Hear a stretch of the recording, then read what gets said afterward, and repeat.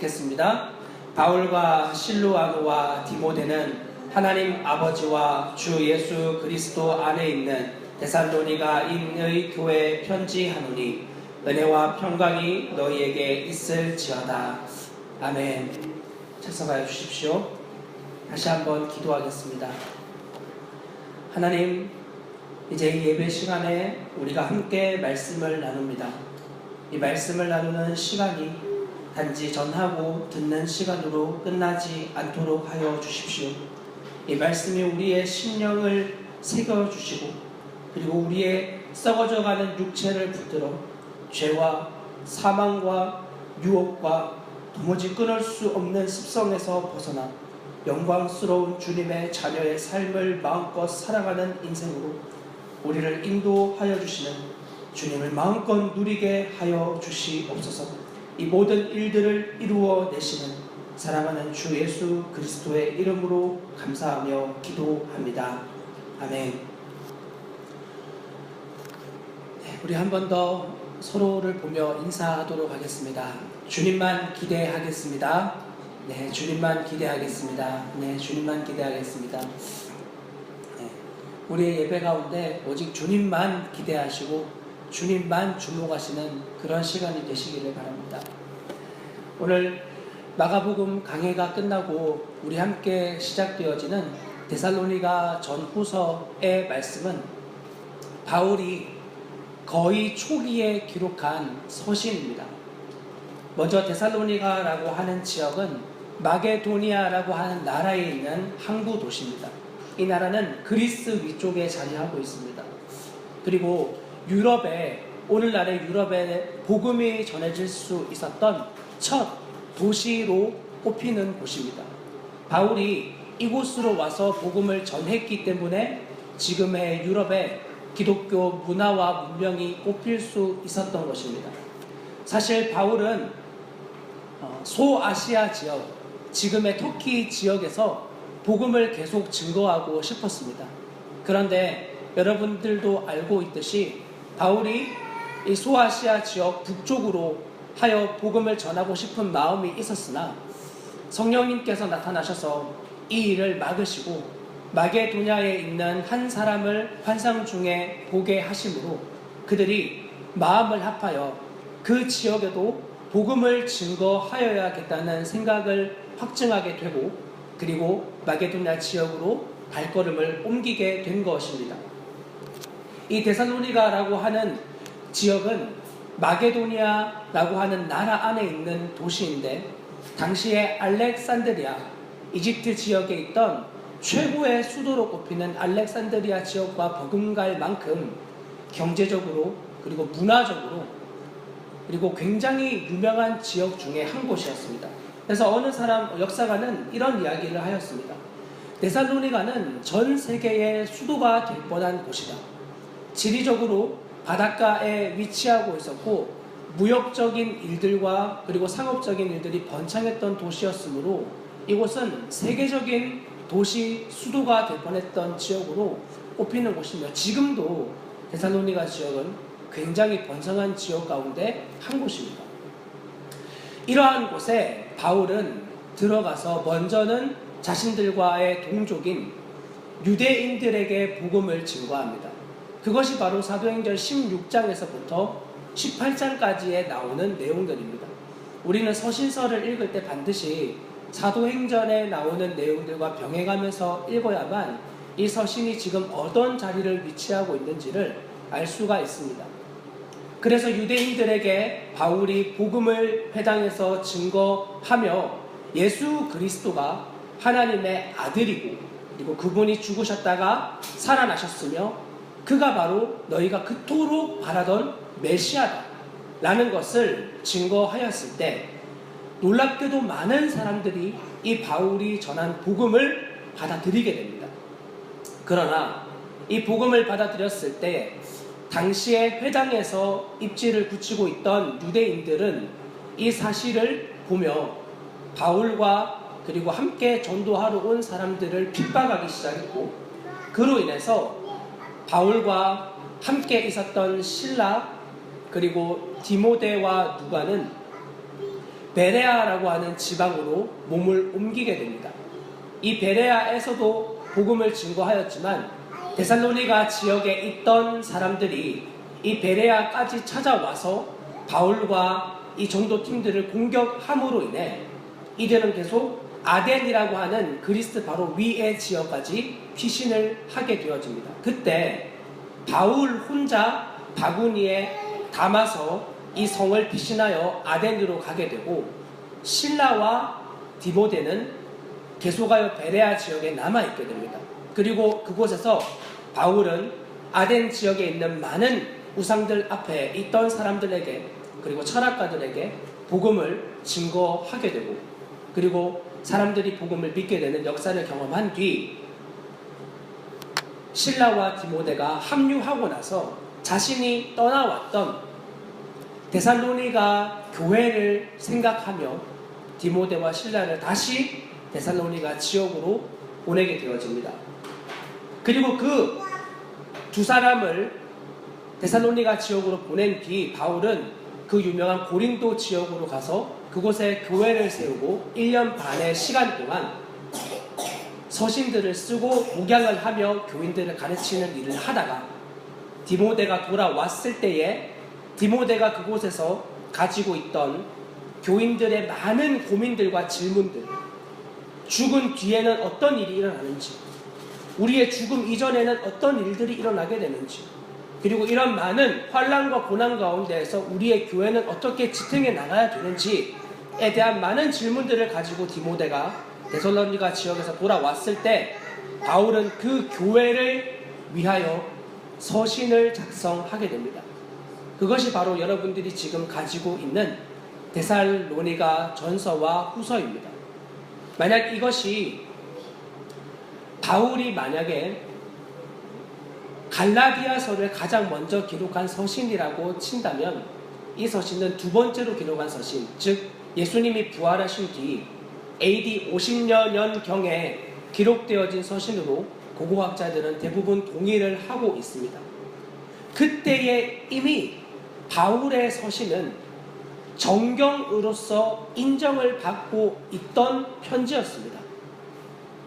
많은 사람들이 하나님의 진리의 말씀인 성경이 공교회의 권력과 그리고 교회의 위치를 강건하게 하기 위해서 정치와 결탁하여 만들어낸 산물이라고 생각합니다.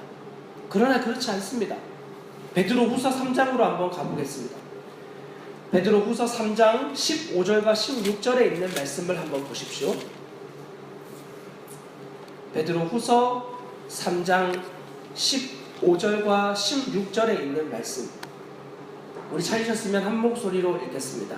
또 우리 주의 오래 참으심이 구원이 될 줄로 여기라. 우리가 사랑하는 형제 바울도 그 받은 지혜대로 너희에게 이같이 썼고 또 그 모든 편지에도 이런 일에 관하여 말하였으되 그 중에 알기 어려운 것이 더러 있으니 무식한 자들과 굳세지 못한 자들이 다른 성경과 같이 그것도 억지로 풀다가 스스로 멸망에 이르느니라. 아멘. 여기에 기록되어져 있는 성경이라고 하는 단어는 그라페라고 하는 헬라어로 대부분 완성되어진 정경, 즉 당시의 성경으로 인정되어지던 유대인들의 성경, 우리로 치면은 구약을 의미하는 단어입니다.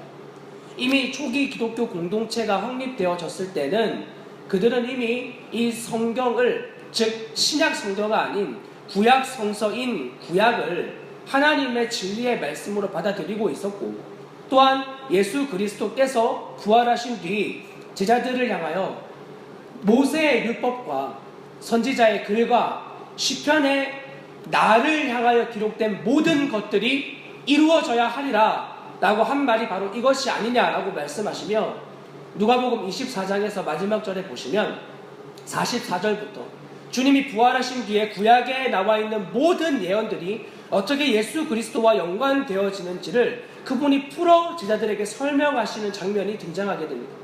예수님 스스로도 구약에 기록되어진 모든 내용들이 요한복음 5장에서는 이 성경에 기록되어진 것이 곧 나를 위하여 기록되어진 것이다. 그러나 너희는 내게로 오기를 원하지 않는다 라고 하며 유대인들이 성경을 가지고 있지만 예수 그리스도를 받아들이지 않는 사실에 대한 책망의 말씀을 그분이 하고 계십니다. 즉 구약에 나와 있는 말씀들은 예수 그리스도라고 하는 분을 통하여서만 해석되어져야 온전한 하나님의 말씀이 될 수 있음을 주님 스스로가 이것을 증명하셨습니다. 뿐 아니라 그 성경뿐 아니라 여기에 나와 있는 것처럼 바울의 서신들도 그 성경과 동일한 가치의 메시지에 하나님의 지혜가 담겨진 것으로 베드로는 그렇게 사람들에게 증거하고 있습니다. 그러니 초기 기독교 공동체는 구약 성경뿐 아니라 이미 예수님이 부활하신 뒤 20년도 되지 않았지만 그의 사도들이 썼던 메시지의 복음서들이 이미 기독교 공동체 안에 돌아다니고 있었고 그것을 하나님의 진리의 말씀, 그분의 영감을 받아 쓰여진 복음이라고 이들은 인정하였던 것입니다. 그래서 초기 기독교 공동체들은 그 예수님의 제자들, 사도들이 쓴 서신들을 통해 구약에 나온 내용들을 신약에 나온 메시지와 병합하여 이해하게 되었고 하나님의 진리의 말씀을 더욱 확실하게 깨닫게 되어 굳건한 교회로 성장할 수 있었습니다. 그렇다면 오늘날의 우리들에게도 이 말씀은 동일한 영향을 미치는 하나님의 진리의 말씀입니다. 우리의 삶과 우리의 살아가는 환경과 그리고 우리가 겪는 모든 상황에 어떻게 무엇으로 이것을 이겨나갈 수 있는가? 당시 데살로니가 교회는 유대인들의 핍박을 받는 교회였습니다. 물론 그 교회는 굉장히 건강한 모습을 가지고 있었습니다. 고린도 교회와 같이 많은 은사와 특별한 하나님의 모습들이 나타난 것은 아니었지만 그 교회는 내부적인 문제를 가지고 있는 교회는 아니었습니다. 그러나 외부적인 핍박이 너무나 심하였고 교회의 기강이 흔들릴 만큼 어려운 일들이 교회 가운데 계속하여 나타났습니다. 그리고 앞서 말씀드린 것과 같이 데살로니가 지역이 가지고 있는 그러한 번영, 경제적인 부흥, 그리고 문화적인 혜택, 이 모든 것들에 대하여 스스로 거슬러 올라가고 있는 기독교인들을 향한 미워함과 시기함, 질투와 비판, 판단과 정죄와 같은 일들에 대하여 기독 공동체는 어떻게 이 현상을 묵묵히 겪으며 그냥 당해야 되는 것인가, 어떻게 이 일을 이겨나가야 되는 것인가에 대한 질문에 대해 바울은 상세하게 이 서신을 통하여 답을 하고 있습니다. 그 내용들을 우리가 이제 데살로니가 전서를 통하여 함께 살펴볼 것입니다. 그래서 이 편지가 시작되어지는 문장을 먼저 살펴보십시오. 이렇게 기록이 되어져 있습니다. 바울과 실루아노와 디모데는 이라고 기록되어져 있습니다. 이 서신을 기록하고 있는 바울은 자신과 함께 전도 공동체로 다니고 있는 실루아노, 즉 실로와 그리고 디모데를 같은 선상에서 놓고 이야기를 하고 있습니다. 먼저 여러분, 바울은 어떤 사람입니까? 바울은 굉장히 극적인 하나님을 경험한 사람입니다. 아마 교회를 다니고 있으면서 신앙이 어느 정도 깊이가 있는 사람이라면 한 번쯤 바울에 대한 흠모함을 가지지 않은 사람은 없습니다. 나도 저런 놀라운 주님을 체험하여 내 인생도 저렇게 주님께 드려줘 보고 싶다 라는 갈망이 교회를 정직하게 다녀본 사람이라면 누구나 할 만큼 바울의 삶은 굉장한 삶이었습니다. 전생애를 하나님 앞에 불꽃같이 태웠던 사람이었습니다. 그의 인생에 주님을 만나기 이전에도 그의 삶은 낭비라는 삶은 없었습니다.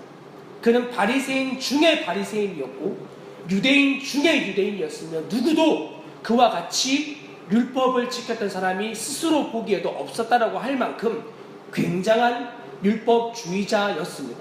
그리고 그 율법의 준수함이 특심이 뛰어나서 이 율법을 파기하는 것처럼 보이는 초기 기독교인들을 잡아다가 죽이고 멸망시키는 일에 앞장섰던 사람입니다. 그런 그가 놀라운 하나님의 섭리로 예수 그리스도를 만나게 되고 그분을 만난 직후 그의 삶은 다시는 뒤를 돌아보지 않는 놀라운 증인의 삶으로 변화되어지게 됩니다. 그런데 우리는 바울의 변화되어진 삶을 보며 그를 굉장히 흠모하지만 그 바울이 주님을 만나기 이전에 행했던 삶에 대해서는 자세하게 돌아보지 않습니다. 디모데전서 1장에 보면 바울이 그의 사랑하는 양아들 디모데에게 편지를 쓸 때 자신을 소개하기를 내가 이전에는 비방자요, 박해자요, 폭행자였다. 이것이 우리가 기록한 성경에서 볼 때는 굉장히 준수한 표현처럼 보이지만 그와 같은 비방과 박행과 폭행을 여러분들의 가족들이 바울에게 당했다고 생각해 보십시오. 며칠 전 우리나라에서 굉장히 엽기적인 사건이 하나가 일어났습니다. 33살 된 아버지가 자신의 아들을 토막내어 살인해 죽인 사건이었습니다. 살인의 경위는 이러했습니다. 아들을 목욕을 시키려고 데려갔는데 아들이 목욕탕에서 미끄러졌고 넘어져서 기절한 것을 보고 아버지가 그 아들을 토막을 내어 냉동실에 넣어놓고 그리고 유기하려다가 걸려버린 일이었습니다. 그런 아버지가 예수 그리스도를 감옥에서 극적으로 만나 감옥에서 나온 뒤 하나님 앞에서 정말 부끄럼 없이 온전한 존재의 변화를 입어 이 자리에서 여러분들에게 복음을 전한다고 해보십시오. 여러분의 자녀를 살해한 사람이 하나님을 온전하게 만나 거짓처럼 만난 게 아니라 존재가 완전히 바뀐 열매들이 그의 삶에 나타나는데 그 사람이 내 자녀를 해코지한 사람이라고 생각이 든다면 여러분 그가 전하고 있는 복음을 여러분 과연 기쁨으로 받으실 수 있겠습니까? 이것입니다. 바울은 놀라운 은혜를 경험한 사람이었습니다. 그의 세계를 돌아보면 그가 주님을 만나지 않았다고 부인할 수 있는 사람은 아무도 없습니다. 그러나 그는 굉장히 큰 약점을 가지고 있는 사람이었습니다. 그가 주님을 만나기 전에 행했던 일들은 주님을 몰라서 했던 일이라고는 하지만 너무나 많은 사람들이 그 때문에 생명을 잃었습니다. 스데반과 같은 초기 기독교 지도자를 교회는 잃어버리게 되었습니다. 그뿐 아니라 기록되어지진 않았지만 많은 기독교 공동체의 가족들이 바울의 손에 목숨을 잃었을 가능성이 굉장히 많습니다.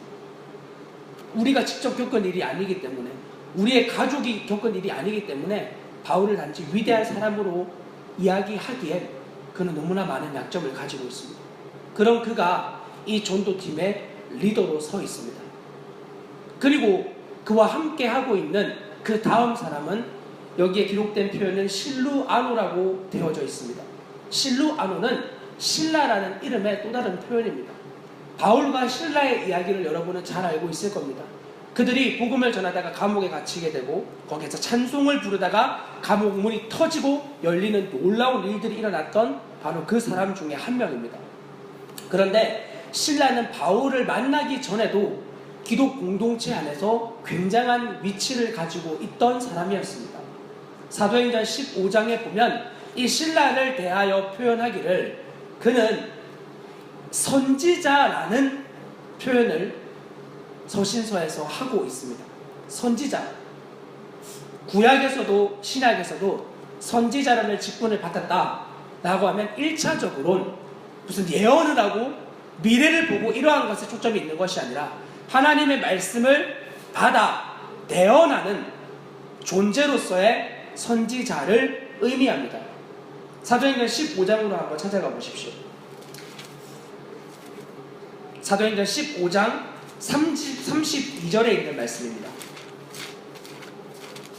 사도행전 15장 32절에 있는 말씀 함께 읽습니다. 유다와 실라도 선지자라 여러 말로 형제를 권면하여 굳게 하고, 네, 여기 나와 있는 표현처럼 바울과 실라와 같은 선지자들이 교회 공동체 안에서 했던 일들은 예언을 하고 새로운 메시지를 전하는 일이 아니라 여러 가지 말로써 형제들을 권면하고, 즉 또한 그들의 믿음을 굳게 만들어주는 목양의 사역을 하는 사람들이라고 성경이 증언을 하고 있는 것입니다. 뿐 아니라 고린도전서 14장에도 그와 같은 선지자의 사역에 대하여 이렇게 이야기를 하는데 3절에 이렇게 기록이 되어져 있습니다. 그러나 예언하는 자는 사람에게 말하여 덕을 세우며 권면하며 위로하는 것이요. 예언이라고 하는 것은 또 다른 이 메시지, 하나님의 진리의 말씀과 전혀 다른 내용의 것들을 말하는 것을 예언으로 말하지 않습니다. 성경은 예언은 반드시 오늘날에 여러분들이 알고 있는 선지자들이 성령을 경험하여 그들이 막 여러분의 미래에 대한 내용을 말한다거나 여러분이 궁금해하는 어떤 사실에 대하여 대답을 해준다거나 그런 일을 성경은 예언이라고 하지 않습니다. 성령이 하는 일은 반드시 진리 되신 예수 그리스도, 그분의 진리를 대언하는 일을 성령은 하는 것이라고 성경이 증언합니다. 요한복음 14장 마지막 절에서도 진리의 성령님이 오시면 너희에게 나를 대하여 내가 너희에게 증언한 모든 것들을 알게 할 것이다 라고 하시며, 성령은 자신을 드러내는 것이 아니라 오직 그 진리이신 예수 그리스도를 드러내는 데에 성령님의 사역에 초점이 맞추어져 있습니다. 우리 예수님은 우리의 미래에 되어지는 일들, 우리가 궁금해하는 어떤 미래에 대한 소식에 대한 응답을 해주시는 분으로만 계신 게 아닙니다. 점집에 있는 그런 분들처럼. 그것이 주님이 하시는 일이 아닙니다. 주님이 우리에게 하시고자 하는 일은 우리 안에 계신 성령님을 통하여 모든 상황과 환경 속에서 예수 그리스도, 그분이 우리의 삶의 주인 되셔서 모든 상황과 환경을 넉넉히 이길 수 있는 믿음을 불어넣어 주시는 분이십니다. 그리고 우리가 그 모든 상황과 환경 가운데 우리가 보고 있는 사람들 모두는 이 현상과 이끌려 상황과 환경이 이끌어가는 대로 나를 내어 던져버려서 내 마음이 이끄는 대로 내가 좋으면 그냥 다 좋은 거고 내가 싫으면 다 싫은 것처럼 여겨지는 세상의 가치와 전혀 다를 바 없는 삶을 살아가는 것이 기독교인들도 당연하다고 여겨지겠지만 그렇지 않습니다. 그리스도인들은 모든 상황과 환경에 예수 그리스도가 이끄시는 대로 걸어가는 사람들입니다. 그래서 사람들이 볼 때 미련해 보이는 겁니다. 남들은 다 탈세합니다. 기독교인들은 그렇게 살지 않았습니다. 남들은 다 거짓말합니다. 기독교인들은 그럴 수 없습니다. 나의 이익이 걸린 일이라 할지라도 눈에 보이는 현상적인 이익에 나의 양심을 팔아넘길 수 없습니다. 내가 몰랐을 때에는 비방자요, 박해자요, 폭행자일 수 있으나 그 사실이 이제는 내가 이전이고 내가 그리스도와 함께 살아가는 존재가 되어졌다면 더 이상 그러한 불의에 나를 타협할 수 없는 존재가 되어진 것이 바로 그리스도인입니다. 그래서 기독교인들이라고 지칭할 때 세상에 볼 때는 교회를 다니면 다 기독교인이라고 말하겠지만 교회 공동체 안에서의 기독교인은 그런 사람을 기독교인이라 하지 않습니다. 교인은 될 수 있습니다. 그러나 기독교인, 즉 그리스도인, 예수 그리스도의 사람은 모든 그의 삶의 방향과 모습과 말과 행동에 예수 그리스도로만 해석되어지는 사람입니다. 다른 사람들이 봤을 때 저 사람 예수 그리스도의 사람이구만 이런 표현이 붙어지는 것이 바로 그리스도인이란 말입니다. 내가 붙이는 표현이 아니에요. 그리스도인. 여러분, 이 신라는 바로 그와 같은 사람이었습니다. 성경을 찾아보면 신라에 대한 허물을 찾아볼 수가 없습니다. 여러분, 놀라운 사실은 무엇인 줄 아십니까? 그렇게 허물 없이 깨끗하고 사람들이 볼 때 너무나 투명한, 정말 어릴 적부터 자라오는 그 모든 삶의 순간까지 주님 앞에 철저하게 그냥 깨끗하게 살았던 사람. 이 사람은 그러한 허물이 없는 그 투명함이 자기에게 가장 큰 문제가 되어집니다. 이게 무슨 말인가? 여러분, 예수 그리스도의 복음을 여러분이 만났다고 하는 건 대부분의 사람들은 자기가 복음을 만나기 이전 내가 상황과 환경만 주어지면 반드시 죄의 열매를 맺고 마는 내 모습을 발견한 사람들입니다. 나의 삶의 모습을 보아하니 내 삶에 나타난 많은 죄의 열매들이 있고 이 열매들 때문에 나는 죄인이구나 라고 깨달을 수밖에 없다는 사실입니다. 뭐 동성애, 낙태, 혼전 성관계, 뭐 불법적인 투기, 말할 것도 없이 음란, 이런 많은 죄의 열매들이 내 삶에 나타난 것을 돌아보면 난 죄인이라는 사실에 대해서 인정할 수밖에 없게 되는 거예요. 그러나 여러분, 복음이 하는 놀라운 일은 그런 죄의 열매가 있어서 너희가 죄인이라는 사실을 말하는 것이 아니라 이 복음을 만나기 전 우리의 생명 자체가 지금은 상황과 환경과 맞닥뜨리지 않았을 뿐이지, 이 상황과 환경에 내가 맞닥뜨려지게 되면 나 역시도 나의 자녀를 내 손으로 죽일 수 있는 죄의 생명이 내 안에 있음을 깨닫게 하시는 것이 복음이 하는 일입니다. 여러분들에게 물어보고 싶습니다. 여러분은 여러분의 존재의 절망을 경험하신 적이 있으십니까? 나로서는 예수 그리스도를 절대로 따를 수 없고 나는 그분의 뜻대로 살아갈 수 없다는 완전한 절망을 경험하신 적이 있느냐? 여러분들에게 물어보고 싶습니다.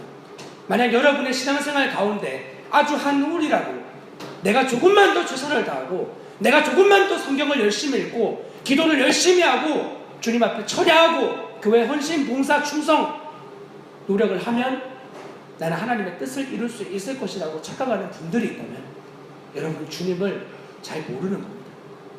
주님 우리에게 원하시는 것은 단 한 가지입니다. 나의 어떤 노력으로도 하나님을 만족시킬 수 없다는 사실에 여러분은 온전히 절망하셔야 됩니다. 이 절망감을 깨닫는 자에게 베풀어지는 것이 하나님의 구원의 은혜입니다. 나의 어떤 몸부림과 나의 어떤 허우적거림도 이 절망의 늪에서 나를 건져낼 수 있는 자가 없다는 사실, 거기에 완전히 나를 되어 던질 때 그때 하나님의 구원의 복음이 임하게 되는 겁니다. 그런데 실라라고 하는 이 사람은 그런 삶을 살지 않았던 것 같습니다. 우리가 생각하는 수준의 죄의 열매가 그에게는 없었던 것 같습니다. 그런 사람들이 가장 어려운 일이 이 복음 앞에 서는 일입니다. 왜냐하면 다른 사람들을 보아하니 어떻게 저럴 수 있냐 그거예요. 어떻게 자기 자녀를 죽일 수 있냐 이거예요. 어떻게 다른 사람을 재산을 강탈할 수 있냐 이거예요. 어떻게 다른 사람들이 보이는 것처럼 자녀를 때릴 수 있냐 이거예요. 자기 착하게 살았다 이거죠. 정직하게 세상이 볼 때 법 없이도 살 사람이 자기라 이거예요. 그런 사람일수록 이 복음 앞에 서기가 너무 어렵습니다. 왠지 아나요? 나에 대한 희망이 있기 때문이에요. 나에 대한 희망.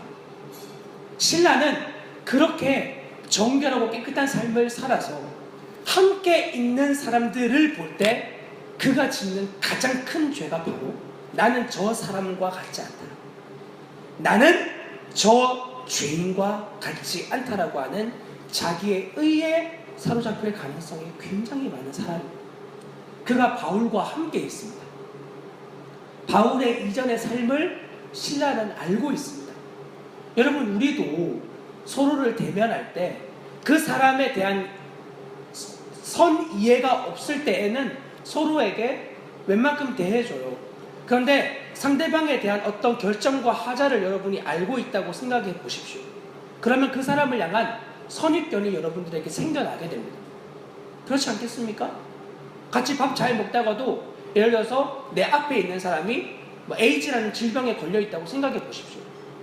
이전에 몰랐어요. 갑자기 알게 됐어요. 같이 밥 먹기 어렵습니다. 같은 국에다가 밥 떠먹고 이렇게 하는 게 전염이 안 되는데도 어렵습니다. 여러분들에게 안 겪어보셔서 그렇지. 그렇게 우리는 다른 사람을 판단하고 정죄하는 것이 굉장히 빠릅니다. 내가 겪지 않은 일에 대해서 쉽게 판단과 정죄와 비방으로 나의 본성이 그렇게 이끌어갑니다. 여러분이 절제하는 대로 되는 것이 아닙니다. 판단과 비방과 정죄가 얼마나 빠른 줄 아십니까? 그렇게 너무 잘할 수 있는 사람이 자기의 팀 리더예요. 바울이라는 사람, 기독 공동체를 죽이고 멸망시켰던 바로 그 사람이 자기의 리더로 서 있어요. 그리고 또한 함께하고 있는 사람인 디모데입니다.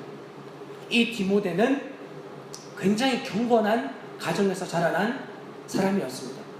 어머니와 그리고 자기의 어머니와 외할머니의 신앙을 본받은 경건한 유대인이었습니다. 그런 디모데를 보고 바울은 자기의 전도팀으로 그를 초청합니다. 원래 바울의 전도팀은 이 두 사람이 아니었습니다. 그의 전도팀에는 바나바라고 하는 굉장히 유력한 사람이 함께하고 있었습니다. 바나바는 사도행전 5장에서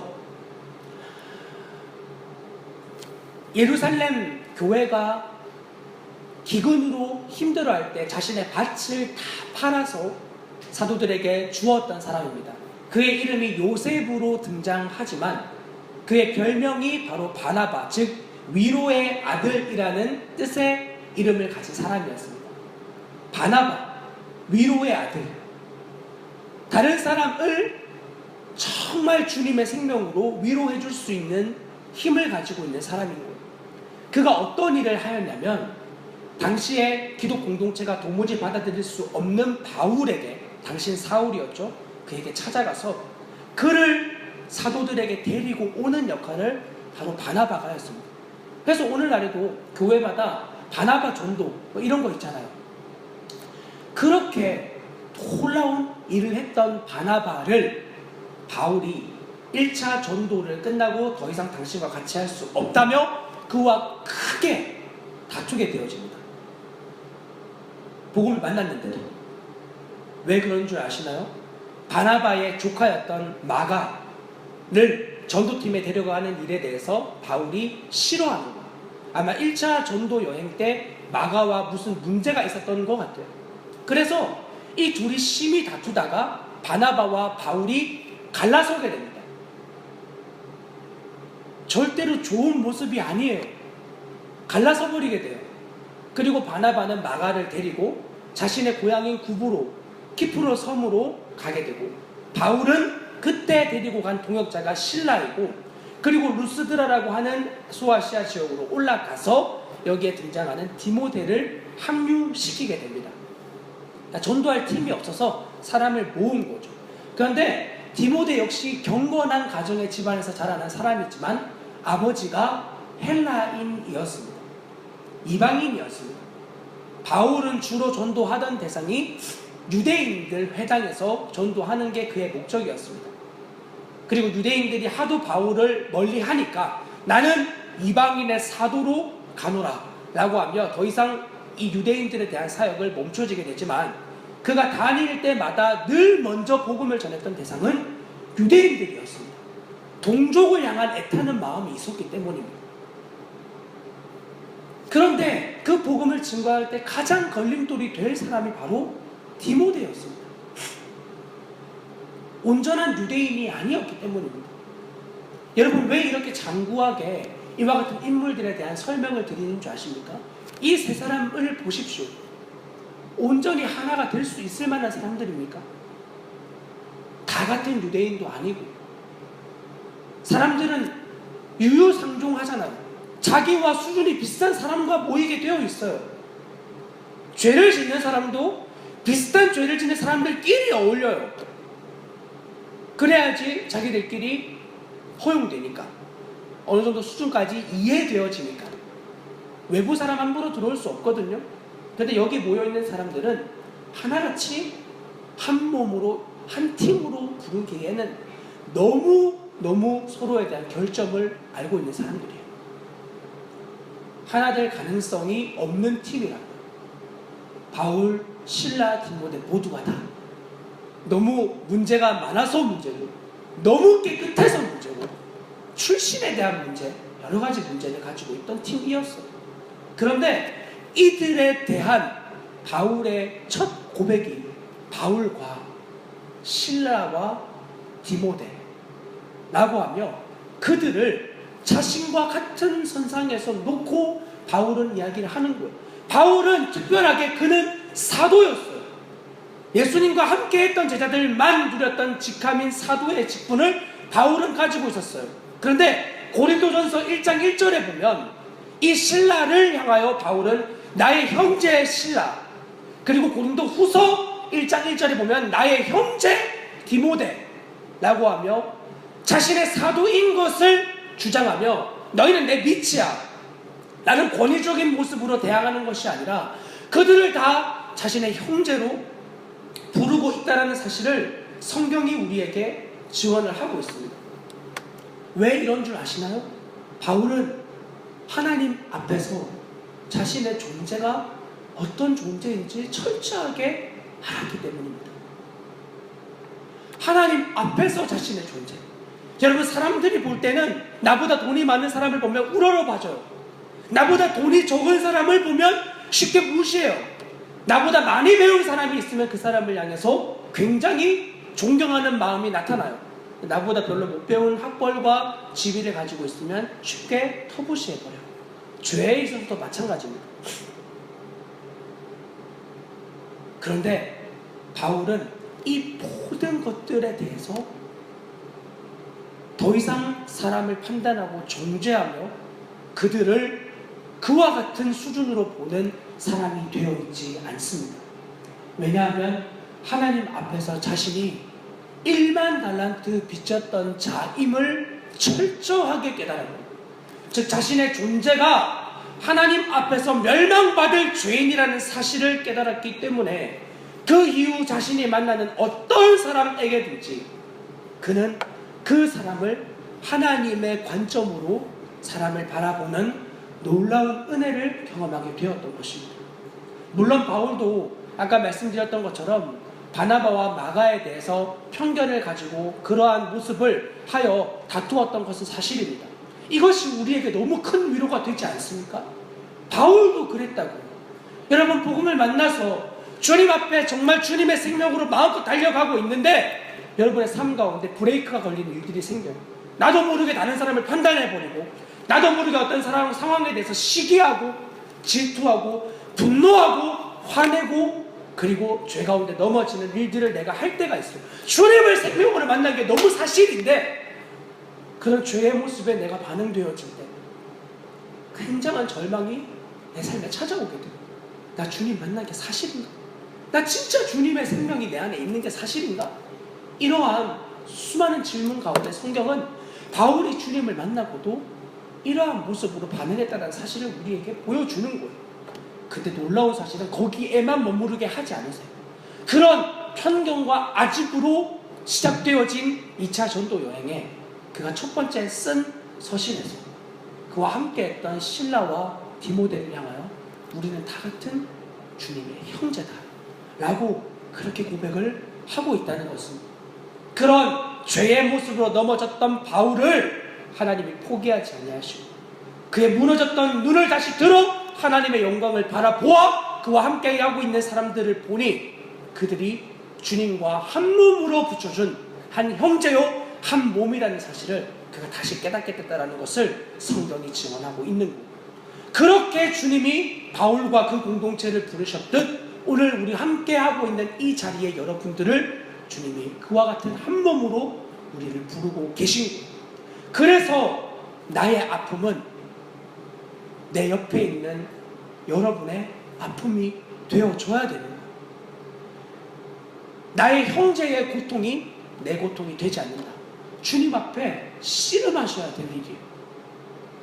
내 지체의 아픔이 나에게 판단과 비방과 날선 정죄로만 이루어지고 그와 함께하는 아픔으로 여겨지지 않는다.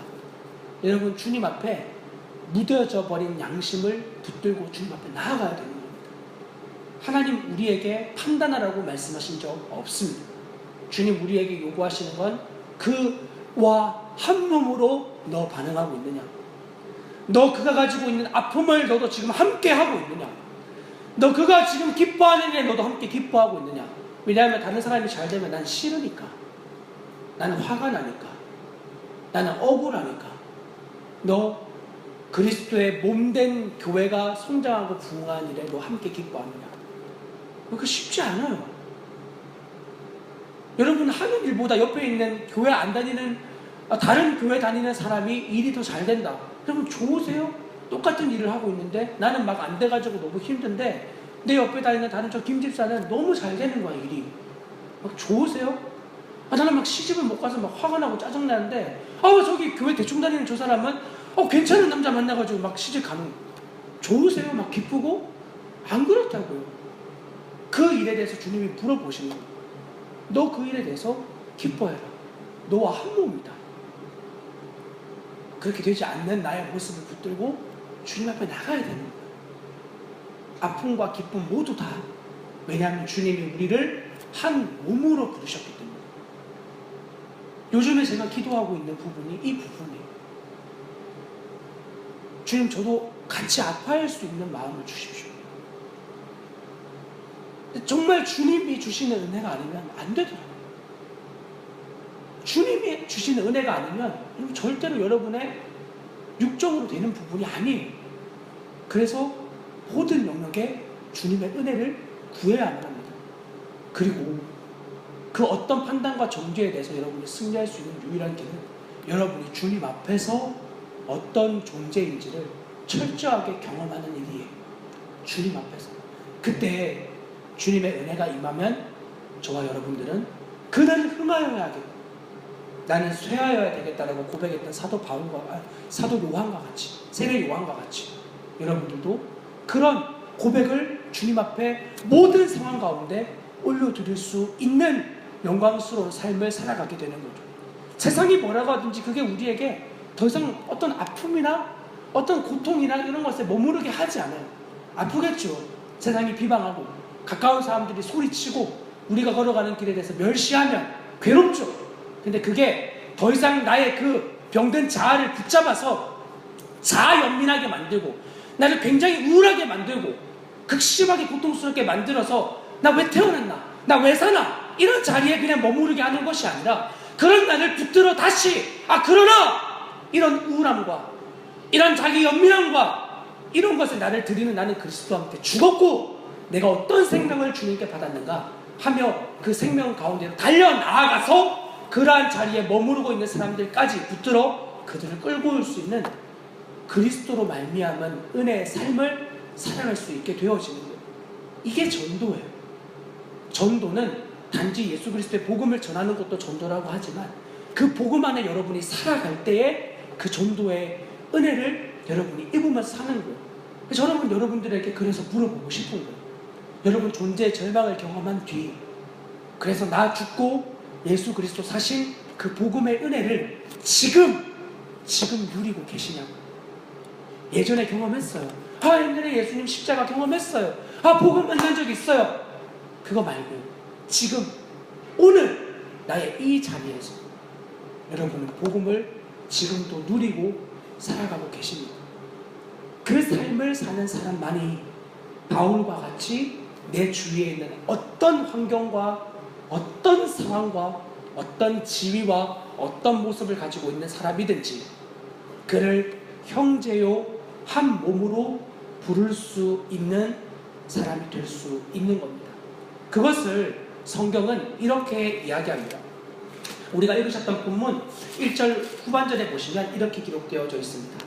바울과 실로아노와 디모데는 하나님 아버지와 주 예수 그리스도 안에 있는 데살로니가인 교회에 편지하노니. 여러분 여기에 기록되어져 있는 교회라는 단어는 잘 알고 있는 에클레시아라고 하는 단어입니다. 당시에 이 단어는 그냥 모임이라는 뜻을 가지고 있는 단어였습니다. 모임. 그리고 그 시대에 많은 모임들이 그 나라와 그 도시에 있었습니다. 그런데 이 모임이라는 동일한 단어를 쓰면서 바울은 그 모임의 정체성을 규정해 주는데 바로 하나님 아버지와 주 예수 그리스도 안에 있는 모임이라고 이 교회의 모임의 정체성을 이야기합니다. 저는 나름대로 목사님들을 많이 만나봤습니다. 저는 어릴 때부터 이제 목사가 되기로 결심했고 신학교를 가서 지금까지 계속 목회자들과 함께 살아왔으니까. 그리고 너무 안타까운 사실 중에 하나는 목회자들이 앞에 서서 설교를 하고 그 시간엔 너무나 신령하고 거룩하고 예수님 같은 그런 사람들인 줄 알았는데 같이 사역을 하고 같이 일을 해보니까 과연 예수님은 이들에게 실제인가? 라는 질문이 너무 많이 들만한 일들을 경험하게 되었습니다. 물론 저 역시 그렇게 비방할 수 없는 죄의 열매를 마음껏 먹고 있던 자였던 것은 분명합니다. 그러나 그런 자에게 너무 안타까운 사실은, 야 치훈아, 너 그렇게 예수님 믿는 거 아니야 라고 말해줬던 목회자가, 그리고 제가 봤을 때 나 정말 저렇게 예수님 믿어야 되겠다 라고 여겨지던 분이 없었다는 사실입니다. 설교도 잘하고 신방도 잘하고 사람들 마음도 잘 어루만지고 다 잘해요. 그런데 일하는 자리에서 하나님을 경외하잖아요.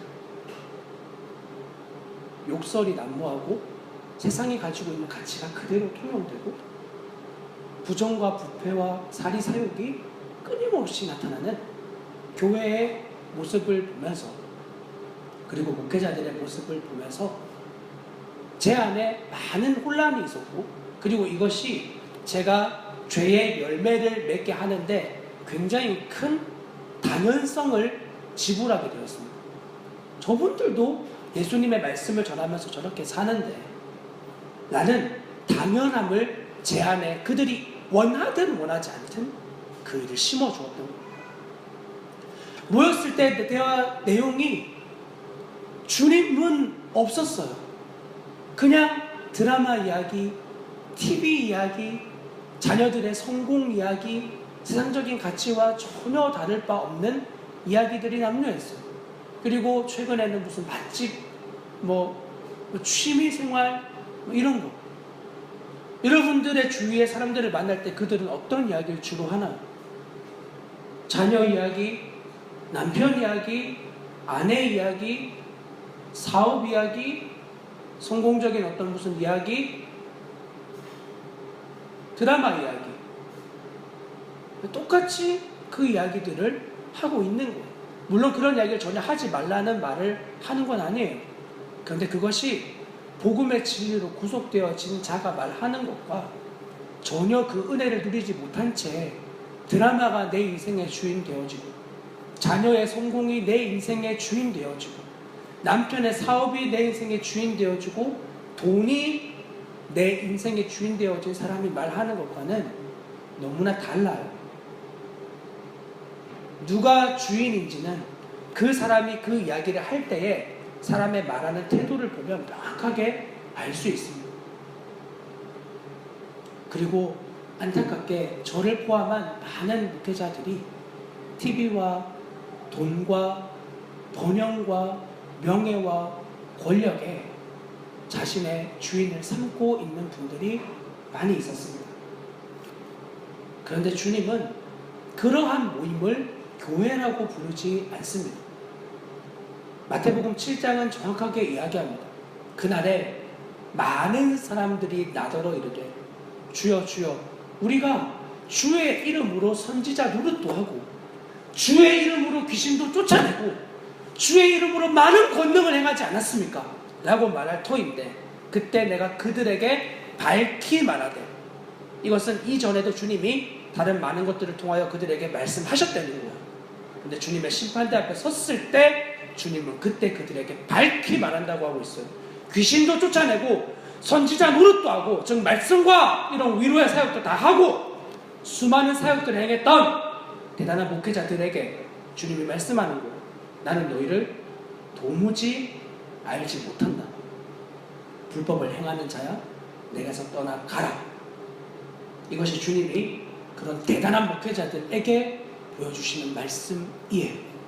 그러니 여러분, 절대로 속지 마십시오. 어떤 대단한 눈에 보이는 역사와 일들이 일어난다 그래서 그가 곧 하나님의 사람이라는 것은 성경 어디에도 그렇게 증언하지 않습니다. 그렇다고 그런 일이 일어나는 사람들 전부가 다 하나님의 징계를 받는 사람이라는 말을 드리는 게 절대로 아닙니다. 자기 스스로도 속는 거예요. 나에게 이런 기적과 이적과 이사가 나타나니 자기는 당연히 하나님과 친밀한 관계를 맺고 있다고 여겨지는 거예요. 그 주님은 그렇지 않다고 말씀하십니다. 여러분들에게도 주님은 동일하게 우리에게 말씀하시는 거예요. 너 교회를 나오고 예배 시간에 나오고 예배에서 설교를 하고 사람들을 가르치고 교회 충성 봉사 헌신해도 나는 너희를 도무지 알지 못한다 라고 하실 수 있다는 거죠. 전 주님 저희 너무 건강한 공동체에 저희가 함께 있었는데요, 그런 것과 상관없어요. 주님이 우리에게 말씀하시니까 너 하나님 아버지와 주 예수 그리스도 안에 계속 거하고 있느냐. 그 거함 가운데 있어야 그 사람들이 모인 교회가 주님의 몸된 교회가 될 수 있는 것이고, 그런 자들이 예배가 마치고 삶의 자리로 갔을 때 그 사람을 구심점으로 하나님은 여러분의 발걸음을 옮긴 그 모든 자리에 하나님의 영광을 드러내기를 원하십니다. 그러한 교회로 주님이 세워가길 원하시는 거예요. 여러분의 친구들과의 사이에서, 여러분들과의 지체의 사이에서, 여러분과의 가족과의 관계에서 여러분이 주님과 하나님의 관계 가운데 늘 거하고 있으면 주님은 여러분들을 통하여 그와 같은 생명의 공동체로 여러분의 가정과 여러분의 사업장과 일터와 모든 것들을 변화시킬 수 있는 주님이시라고. 그 일이 일어나지 않는 이유는 죄송하지만 명확해요. 내가 주님 안에 거하고 있지 않는 거예요. 내가 주님 안에 거하고 있지 않으면 우리는 늘 상황을 핑계대요.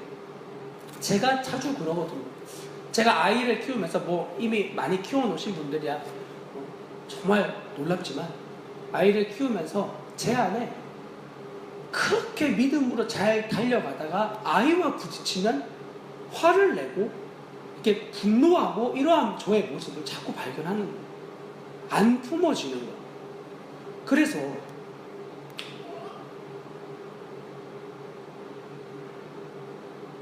계속 아이를 핑계대는 거죠. 쟤 좀 그만 울게 하라고. 좀 짜증 좀 그만 내라고. 그리고 아내한테 막 이렇게 득달같이 이야기하면 저 아이가 문제라고.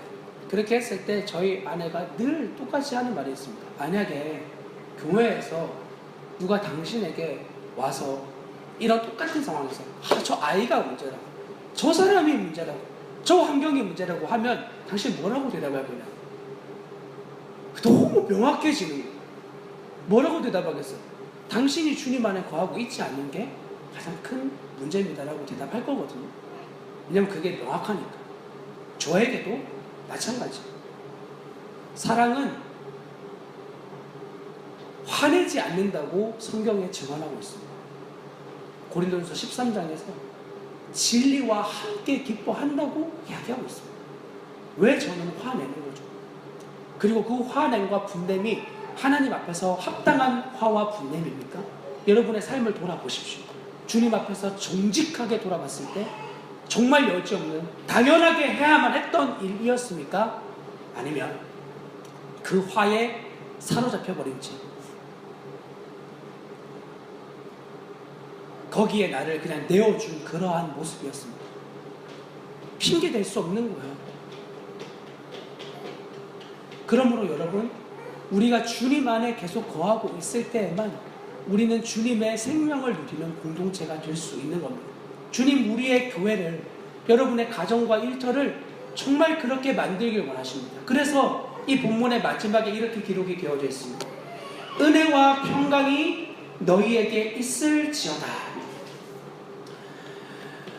여러분, 주님 안에 계속하여 거하는 삶을 이 본서 마지막에는 은혜와 평강이 너희에게 있을 것이라고 약속하고 있습니다.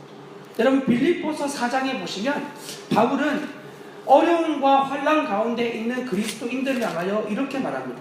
4장 7절에 제가 읽어드리겠습니다. 그리하면 모든 지각에 뛰어난 하나님의 평강이 그리스도 예수 안에서 너희의 마음과 생각을 지키시리라. 여러분, 어떤 상황을 겪었을 때 우리에게 제일 힘든 일이 마음과 생각에 나타나는 어려움들 아닙니까? 아무리 나를 화나게 만들어도 마음이 편안하면 문제가 없는 거잖아요. 그런데 사단이 늘 하는 일은 여러분의 마음을 흐트러 놓는 거예요. 쉽게 말하면 주님을 주목하고 있는 초점에서 주님이 아닌 다른 상황을 초점을 옮겨버리는 거예요. 그때 이미 싸움은 끝난 겁니다. 주님을 주목하지 않고 울고 있는 아이를 주목한다. 그러면 이미 끝난 거야. 주님을 주목하지 않고 내 마음에 들지 않는 남편을 주목한다. 그러면 돌아볼 필요가 없는, 끝난 거예요. 이미 싸움. 내 마음과 생각은 여러분의 힘으로 절대로 못 지킵니다. 내가 내 마음을 지킬 수 있다고 생각하십니까? 그럼 여러분은 죄에 넘어지지 않았어야죠. 못 지킵니다. 생각 못 지킵니다. 끊임없이 내 안에 솟아나는 인터넷 팝업처럼 팡팡팡하고 솟아나는 그 생각 못 지킵니다. 아니, 나의 죄된 이 욕심은 그 음란하고 더럽고 추악한 이 생각을 붙잡고 뿌리 내리고 싶어 합니다. 끊임없는 몽상 가운데 나를 두고 싶어 합니다. 그런데 그 일을 누가 하신다고 성경이 증언하고 있습니까? 그리하면 지각이 뛰어난 하나님이 이 일을 하시는 겁니다. 주님이 여러분의 마음과 생각을 지켜주실 수 있는 분이십니다. 그러므로 여러분, 은혜와 평강이 여러분 안에 충만하게 거하기 위하여 이 일을 하실 수 있는 예수 그리스도, 그분을 주목하십시오. 그분을 주목하여야만 완전한 하나 되게 하신 모든 우리의 불의한 상황과 우리의 마음에 들지 않는 요소들과 그 존재들을 가지고도 하나 되게 하실 수 있는 주님을 주목하면, 그런 주님을 주목하는 한 사람을 통하여 주님은 절대로 하나 될 것 같지 않은 이 존재들을, 여러분의 가족들을, 여러분과 함께하는 사업장의 사람들, 여러분과 만나는 모든 사람들을 여러분을 통하여 하나되게 만드실 수 있는 주님이십니다. 이 일을 여러분의 한 주간 가운데 우리 사랑하는 예수님께서 마음껏 이루어내시길 주님의 이름으로 간절히 부탁을 드립니다. 같이 기도하겠습니다. 하나님, 도무지 하나 될 수 없는 존재를 예수 그리스도 그분의 핏값으로 온전하게 하나를 이루어내신 데살로니가 교회에서의 모습과 같이 사랑하는 우리 반석중앙교회에 참여한 모든 자들의 삶 가운데 계속 주님을 주목하게 하시고 상황과 환경을 핑계대고 싶고 이것 때문에 내가 주님을 따라갈 수 없다고 그렇게 핑계대고 싶은 나의 마음과 생각을 지켜주셔서 모든 상황과 환경을 넉넉히 이기는 믿음을 우리 안에 다시 한번 불어 넣어주시길 간절히 부탁드립니다. 하나님, 이 놀라운 일들을 주님이 무엇보다 이루기를 원하셨고 예수 그리스도께서 십자가에서 완전히 이루어내셨는데 이것을 믿음으로 취하지 못하게 만드는 많은 일들, 그 일들에 대하여 우리가 다시 한번 주님을 주목할 수 있도록 은혜를 더하여 주시고 그 주님을 주목할 때 도무지 지킬 수 없었던 마음과 생각이 하나님의 평강과 은혜로 충만하게 채워지는 그러한 한 주간의 삶을 살아가도록 오 주님, 우리를 붙잡아 주시옵소서. 이 놀라운 일을 이루시기 원하시는 주 예수 그리스도의 이름으로 감사하며 기도합니다. 아멘.